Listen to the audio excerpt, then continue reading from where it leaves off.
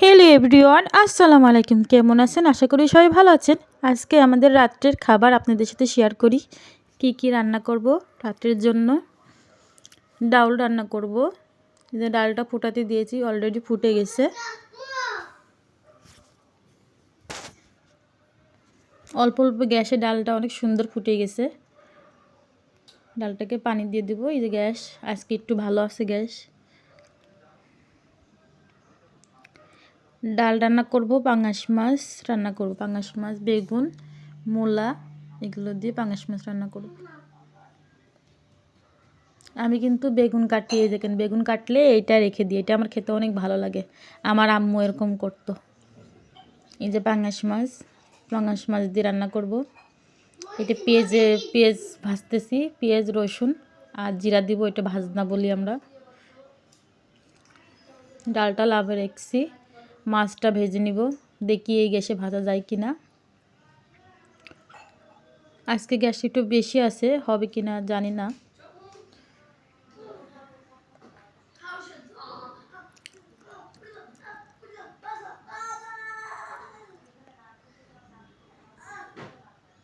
আমি সবসময় রাত্রির খাবারটা আপনাদের সাথে শেয়ার করি। রাত্রেই বেশিরভাগ রান্না পড়ে, সকালে নাস্তা খাই আর দুপুরে এটা থাকে এটার মধ্যে, সেটা খেয়ে নেওয়ার বাবা তো থাকে না,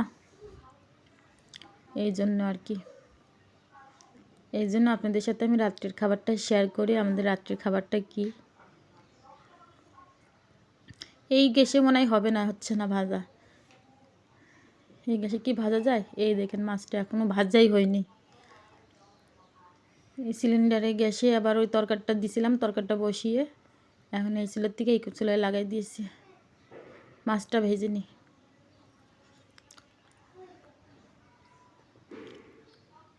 সিলিন্ডারের গ্যাসও ফুরাতে হয়, লাইনের গ্যাসও ফুরাতে হয়, দুই জায়গায় বিল দেওয়া লাগে। বাড়িওয়ালা কখনো কোনো সময় স্যাক্রিফাইস করে না যে ভাড়াটা একটু কমাই দেবো, হ্যান তেন। আরও ভাড়া বাড়াই দিয়েছে জানুয়ারিতে।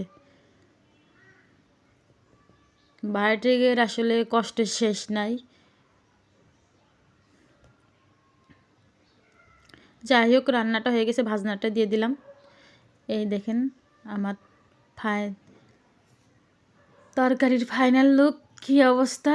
এই যে বসা ভাত রান্না করছি, দেখেন ভাত দেখার কিছু নাই, তারপরও দেখাই ভাতগুলো অনেক ঝরঝরে। এই যে ডাল রান্না করছি, আমরা কিন্তু পাতলা ডাল খাই, ঘন ডাল খাই না। এই পাতলা ডালের সাথে একটু লেবু খাই। আমি অবশ্যই খাই না, আর বাবা খায়। আর এই যে পাঙাশ মাছের তরকারিটা,